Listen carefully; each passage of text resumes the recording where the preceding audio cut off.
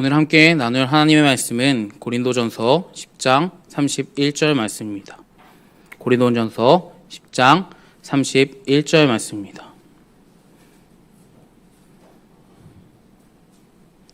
제가 봉독하도록 하겠습니다. 그런즉 너희는 먹든지 마시든지 무엇을 하든지 다 하나님의 영광을 위하여 하라. 아멘. 오늘은 웨스트민스터 신앙고백서에 대해서 우리 함께 나눠보도록 하겠습니다. 먼저 웨스트민스터 신앙고백서는 우리가 대중적으로 잘 알려져 있는 벨직 신앙고백서, 하이델베르크 요리문답, 그리고 스위스 요리문답 중에 가장 늦게 저술되어 있는 신앙고백서입니다. 물론 빠르고 늦다라는 것은 중요하지 않습니다. 하지만 오늘 웨스트민스터 신앙고백서의 경우는 조금 다릅니다. 왜냐하면은 우리가 알고 있는 웨스트민스터 신앙고백서는 전에 나왔던 신앙고백서들을 교육했던 목사님들과 신학학자들이 집필했기 때문입니다. 그만큼 웨스트민스터 신앙고백서는 양도 양이고 그 안에 담겨있는 신앙의 정수는 이로마로 다할 수 없을 것입니다. 그리고 이 짧은 시간에 그 방대한 모든 것을 나눌 수 없기 때문에 역사적인 배경과 신학적인 배경, 그리고 오늘 사람의 제일 된 목적이 무엇인지 우리 세 가지를 함께 중점적으로 나누도록 하겠습니다. 먼저 웨스트민스터 신앙고백서를 알기 위해선 그 속에 담겨져 있는 정치와 종교에 대한 역사를 알아야 합니다. 독일의 종교개혁은 어떻게 시작됩니까? 바로 마틴 루터를 통해서 카톨릭의 잘못을 95개조 반박문을 통해서 반박함으로 종교개혁이 시작됩니다. 하지만 영국의 종교개혁은 조금 경우가 다릅니다. 영국의 종교개혁은 처음에 신학적인 동기가 아닌 정치적인 동기로 국왕으로부터 개혁이 시작됐습니다. 우리에게 익숙하게 알려져 있는 헨리 8세가 바로 영국의 종교개혁의 문을 열었던 사람입니다. 하지만 헨리 8세는 처음에 교황을 누구보다 잘 따랐던 사람입니다. 그래서 카톨릭은 그에게 신학의 옹호자라는 칭호를 수여했습니다. 하지만 그가 카톨릭의 등을 돌리는 일이 일어났는데 그 일은 바로 왕이 계승 문제에 걸려 있었기 때문입니다. 우리나라도 역사적으로 사실을 보면은 왕에 계승하는 그러한 문제 속에서 형제 또는 조카 그리고 동생, 아들까지 죽이지 않습니까? 영국의 경우도 사실 별반 다르진 않았습니다. 그만큼 헨리 8세에게는 시기적으로 아주 중요한 때가 바로 이때였습니다. 그로 인해서 카톨릭과 사이가 틀어지고 카톨릭과 결별하게 된 것입니다. 그리고 많은 역사학자들이 그 이유를 헨리 8세의 심한 바람둥이 기질에 있었다라고 평가하고 있습니다. 그로 인해서 교황이 그에게 왕위 계승을 허락하지 않았다라고 이야기합니다. 실제로 헨리 8세는 이혼만 수차례 했습니다. 하지만 그 문제를 수용해줬던 토마스 클레먼이 있었던 개혁주의 신앙에 눈을 돌리고 그로 인해 영국의 개신교라는 것이 바로 국교로 채택되게 되었습니다. 사실 영국의 개혁은 독일의 개혁주의 운동과는 전혀 다르게 시작됩니다. 오히려 정치적인 눈으로 밝았던 사람들이 시작하였고 영국의 개혁주의로 그러한 것이 진행됐다라고 평가할 수 있습니다. 또한 헨리 8세의 아들인 에드워드 6세는 왕위가 계승함으로 기독교가 꽃을 피는 첫 번째 시기로 영국이 진행됐습니다. 이때 활동했던 학자로는 마틴 부처와 같은 많은 사람들이 나오게 되었습니다. 하지만 이 시간은 오래가지 못했습니다. 기독교를 박해했던 바로 메리 여왕의 등장 때문입니다. 이 메리 여왕의 박해 속에서 유명했던 신학자들을 포함해서 280명이 넘는 사람들이 순교를 당했고 박해를 받았습니다. 그리고 그 시간 동안 800명이 넘는 영국의 일반인들과 그리고 신사들의 계급 그리고 성직자를 준비했던 사람들과 성직을 이어나갔던 사람들이 엘던과 스트라트부르, 취리 그리고 바젤과 같은 개혁주의 신앙을 따랐던 영국의 각지로 흩어지게 되었습니다. 그 중에서 스코틀랜드의 개혁을 이끌었던 존 록스 또한 포함되어 있었습니다. 그만큼 신학자들은 뿔뿔이 흩어지고 다시 한번 영국의 종교개혁을 이끌기 위해서 영국으로 모여들기 시작했습니다. 그래서 결국 그러한 메리 여왕을 내몰았고 그 후에 엘리자베스 1세가 왕위에 즉위함으로 인해 영국은 다시 한번 개혁주의의 그리고 기독교의 꽃을 피는 영국으로 변화되게 되었습니다. 이렇게 영국의 기독교의 시작은 꽃이 피고 우리에게 웨스트민스터 신앙고백서 그리고 소요리 문답, 데오리 문답 같은 신앙의 아주 뜻깊은 저술들이 많이 우리에게 물려지게 되는 시기를 보내게 된 것입니다. 영국은 역사적인 배경 속에서 봤을 때는 신학자들의 그러한 박해 속에서 자신의 믿음이 더욱더 단단해지고 신앙으로 오직 하나님의 말씀으로 개혁한다라는 마음이 그들 안에 자리 잡기 시작했습니다. 그러한 계기로 그 역사적인 모든 부분을 하나님께서 이끌으셨고 결국 하나님께서는 개혁주의, 영국의 바른 개혁주의를 선사시켜 주셨고 그리고 웨스트민스터 총회를 통해서 수많은 요리문답과 신앙고백서를 만들어내게 되었습니다. 이것이 바로 역사적인 정치적인 부분에서 이야기할 수 있는 종교개혁입니다. 역사를 통해서 보면은 종교와 정치적인 부분이 서로 뒤엉켜서 있었지만 다시 한번 그런 수많은 신학자들이 영국으로 돌아옴으로 인해 오직 하나님의 말씀으로 이 영국을 변화시켜야 되겠다, 개혁시켜야 되겠다라고 하는 마음을 가지고 영국의 종교개혁이 시작된 것입니다. 사실 영국의 종교개혁은 처음부터 좋게 시작한 것은 아닙니다. 그것은 정치적인 그러한 모든 부분에서부터 시작됐습니다. 그런데 순차적으로 그 모든 박해 속에서 신학이 재정비됨으로 그러한 신학자들이 오직 하나님을 따라가야 돼, 오직 하나님의 말씀이 진리야 라고 하는 것을 마음에 새기면서 종교개혁이 일어난 것입니다. 그러면 영국의 종교개혁과 신앙이 정수를 통해서 웨스트민스터 총회에서 무엇이 채택되었고 우리에게 무엇을 그들이 말씀하고 싶을지 말하고 싶은지 우리 함께 살펴보도록 하겠습니다. 역사적으로 웨스트민스터가 소집된 경우는 배경을 봤을 때는 종교개혁자들과 카톨릭의 대립에서부터 시작됐다라고 이야기합니다. 종교개혁은 로마 카톨릭의 바르지 못한 신앙을 문제 삼고 기독교의 신앙을 정립하는 것을 필요했었고 바른 신앙관을 정립해야 된다라고 그들은 생각했습니다. 때문에 1643년부터 1647년 동안 웨스트민스터의 회의가 진행되었고 그 안에서 신앙고백서 그리고 소요리문답, 데오리문답이 만들어지게 된 것입니다. 총 4년에 걸쳐서 스코틀랜드 그리고 영국, 아일랜드, 스위스, 네덜란드, 프랑스 등등 수많은 곳에서 교회의 목사님들과 신학자들이 참여하였고 여기에서 참고사적으로는 아까도 말씀드렸던 것처럼 하이데베르크 요리문답, 엘던, 노엘 신앙고백서, 그리고 칼빈의 요리문답, 제네바 신앙고백서, 그리고 블링거의 교리문답, 그리고 칼빈의 기독교 강요 등등 신앙의 산물들로 인해서 그런 것을 모두 다 재정비하였고 검토하였고 바른 신앙의 서적을 만들기 위해서 그들은 노력하였습니다. 그만큼 웨스트민스터는 완벽하진 못하지만 신학의 탁월함은 어디 가서 꿀리지 않고 뒤처지지 않는다라는 사실은 우리가 알 수 있는 것입니다. 먼저 신앙고백서라는 것은 우리가 알고 있는 것처럼 사도신경처럼 나는 이러한 하나님을 믿습니다. 나는 이러한 하나님을 따릅니다. 라고 하는 것을 고백하는 것입니다. 오늘 웨스트민스터 신앙고백서도 사실 똑같은 것입니다. 나는 이러한 하나님을 믿습니다. 첫 번째로는 성경에 대해서 문을 열고 시작합니다. 나는 이러한 성경의 모범을 믿습니다. 나는 이러한 것을 믿습니다. 하면서 문을 열고 마지막으로는 최후 심판의 날을 나는 믿습니다. 라는 것을 고백하고 있습니다. 이것이 바로 웨스트민스터 신앙 고백서에서 고백하고 있는 처음과 끝을 이야기 드리는 것입니다. 그리고 다음으로는 데오리문답과 소요리문답을 한번 알아보도록 하겠습니다. 저번 주에 전도사님이 정말 잘 말씀을 전했던 것처럼 그 소요리문답과 데오리문답이라는 것은 앞에서 인도하는 사람이 질문을 던지면 회중 속에서 답변을 하는 것으로 진행이 되고 있습니다. 데오리문답의 경우는 장년들 그리고 선생님 그리고 신앙의 신앙이 어느 정도 성숙한 사람들의 교육하는 용도로 만들어졌다라고 이야기합니다. 총 이것은 1문부터 196문으로 나눠져 있습니다.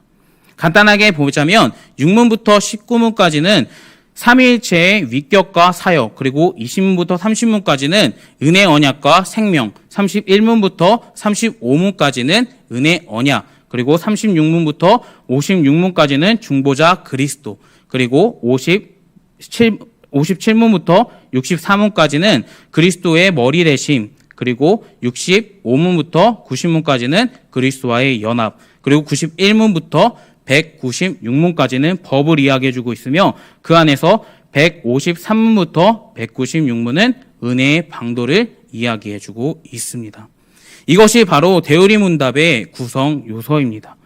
그렇다면 왜 대우리문답이 이렇게 정확하고 세부적으로 나눠져 있을까요? 그것은 바로 그 교육을 받는 대상들이 어느 정도 믿음에 성숙한 사람들에게 교육했기 때문입니다. 이것은 아까도 말씀드렸던 것처럼 장년들 그리고 믿음에 성숙한 사람들, 선생님들을 교육하기 위해서 만들어진 것이 바로 대우리문답입니다. 그래서 세부적으로 나눠져 있으며 조금 더 디테일하게 정리되어 있는 것입니다. 그러면 마지막으로 좀 대중적으로 잘 알려져 있는 소율이문답에서 우리 함께 나누도록 하겠습니다. 소율이문답은 1문부터 107문으로 나눠져 있습니다. 첫 번째로 1문부터 38문까지는 사람이 하나님에 관한 믿어야 할 구성 요소를 말해주고 있습니다. 1문부터 3문은 서론으로 인간의 목적과 성경에 대해서, 그리고 3문부터 12문은 신론으로 하나님의 속성과 삼위일체, 작정과 창조, 섭리를 이야기해주고 있으며 13문부터 20문까지는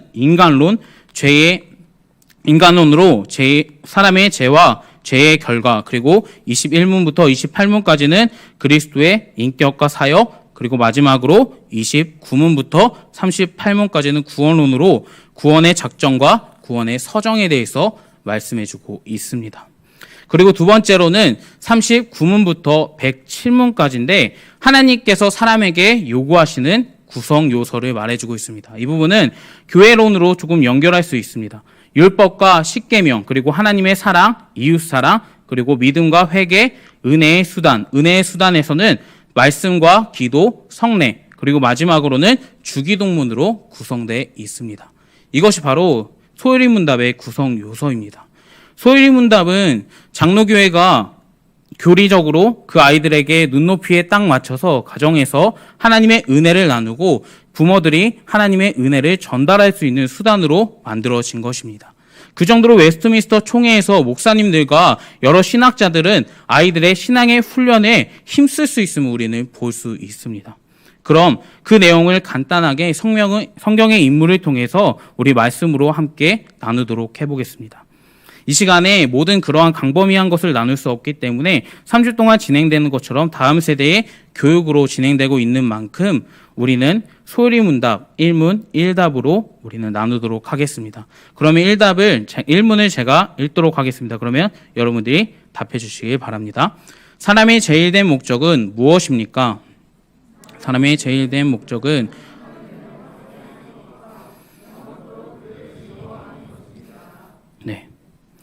사람의 제일된 목적은 하나님을 영화롭게 하는 것이라고 분명히 써져 있었습니다. 그리고 그 목적과 목표를 확실하게 설정해야 된다라고 우리에게 알려주고 있는 것입니다. 우리가 인생을 살아갈 때에 목적이 불투명하고 목표가 없는 삶은 어떻습니까? 결국 자기의 마음대로 생활하고 어떠한 결과물도 만들어낼 수 없죠. 그런 것처럼 우리가 신앙생활을 하는 것 또한 목적과 분명한 목표가 필요합니다. 이에 1문에서 확실하게 제시해 줍니다. 사람의 제일된 목적은 무엇입니까? 오직 우리의 삶 속에서는 하나님을 따라가야 한다는 것을 강조해 주고 있습니다. 그럼 우리가 하나님을 따라가는 삶은 어떠한 삶일까요? 성경 속에서 하나님께 자신의 모든 것을 드렸던 인물들이 많지만 그중에서 오늘은 특별하게 다윗에 조금 집중하길 바랍니다. 다윗은 이새의 막내 아들로서 양을 치던 목자로 등장합니다. 그의 첫 등장은 특별하지도 그리고 화려하지도 않습니다. 하지만 하나님께서는 사무엘 선지자를 통해서 다윗을 불러주시고 그를 이스라엘 왕으로 삼아주셨죠. 또한 다윗을 누구보다 하나님의 마음에 합한 자라고 성경은 이야기해주고 있습니다. 그러면 다윗의 생애를 한번 살펴봅시다. 다윗의 생애는 어떻습니까? 우리가 다윗 왕이라고 했을 때 그 뒤에 왕이라는 것이 따라오기 때문에 조금 화려했을 거다, 그리고 특별했을 거다라고 생각할 수 있지만 다윗은 실제로 보면은 그 삶은 특별한 삶이 아니었습니다. 오히려 절망과 좌절 속에 빠지기에 더 가까운 삶이었습니다. 왜냐하면 자신의 장인인 사울이 자기를 수차례 죽이려고 했었고, 그리고 자신의 아들인 압살롬이 그리고 믿었던 사람들이 반역으로 일으켜서 자신은 아무것도 입지 못한 상태, 아무것도 갖추지 못한 상태로 도망쳐 나왔음을 성경은 기록해주고 있습니다.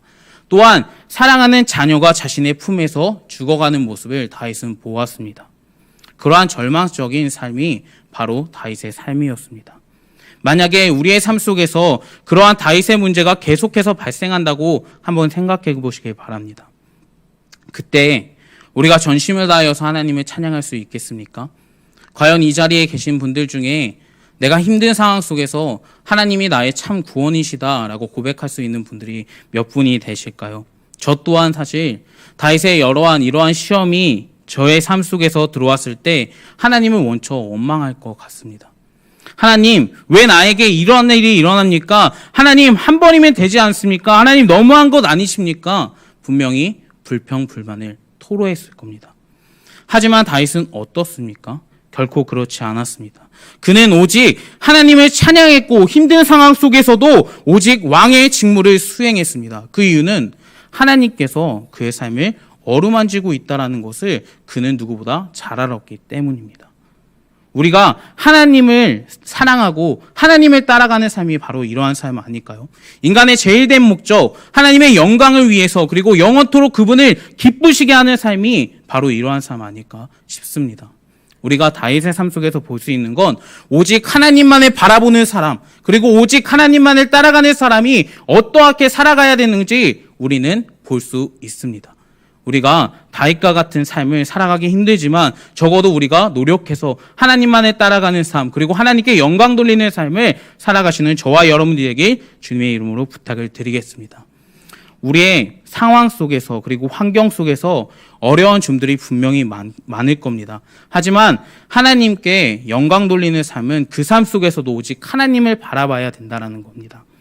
다윗과 같이 그리고 욥과 같이 모든 시험과 환난 속에서 분명히 하나님께서 하신 계획이 있다는 것을 따라가면서 주님의 종으로서 살아가는 저와 여러분들에게 소망합니다. 오늘 신앙고백서들, 그리고 영국의 개혁주의, 그리고 웨스트민스터 신앙고백서 대요리 문답, 소요리 문답을 함께 간단하게 나눴습니다. 또한 소요리 문답에 담겨져 있는 사람의 제일 된 목적, 절대적으로 따라가야 되는 방향이 어떠한 방향인지 우리가 알고 함께 나누었습니다. 우리가 세상을 살아갈 때에 온전히 주님만을 따라가는 삶이 우리의 제일 된 목적이 되길 바랍니다. 그리고 또한 믿음의 다음 세대들에게 이러한 신앙의 교육을 우리는 끝까지 해주시길 부탁드리겠습니다. 우리만 하나님만을 영광 돌리는 삶이 아니라, 우리만 하나님을 잘하는 삶이 아니라 온전히 우리 아이들에게 그리고 믿음의 다음 세대들에게 하나님을 확실하게 전하는 삶, 너희가 어떠한 삶을 살아가야 되는지 확실하게 목표를 정해줄 수 있는 분들이 되길 주님의 이름으로 소망합니다. 우리가 이러한 귀한 것들을 내 마음속에 새기면서 주님만을 따라가고 하나님만을 찬양하며 주님만을 영원히 영광 돌릴 수 있는 믿음의 다음 세대들, 그리고 우리가 되길 바랍니다. 마지막으로 로마서 10장 17절 말씀 우리 함께 읽도록 하겠습니다. 시작. 그러므로 믿음은 들음에서 나며 들음은 그리스도로 말씀으로 말미암으니라. 아멘.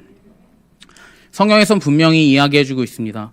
그러므로 믿음은 들음에서 나며 들음은 그리스도의 말씀으로 말미암느니라 라고 이야기해주고 있습니다.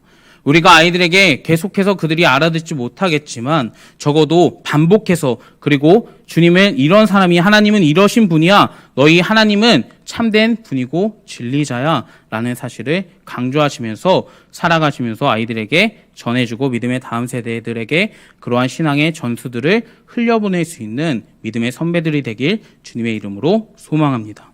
기도하겠습니다.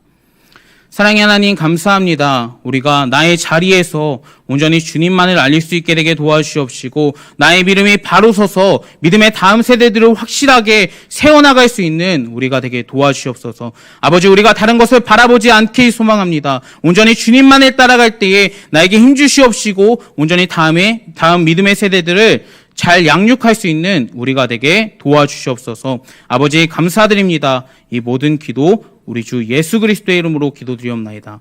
아멘.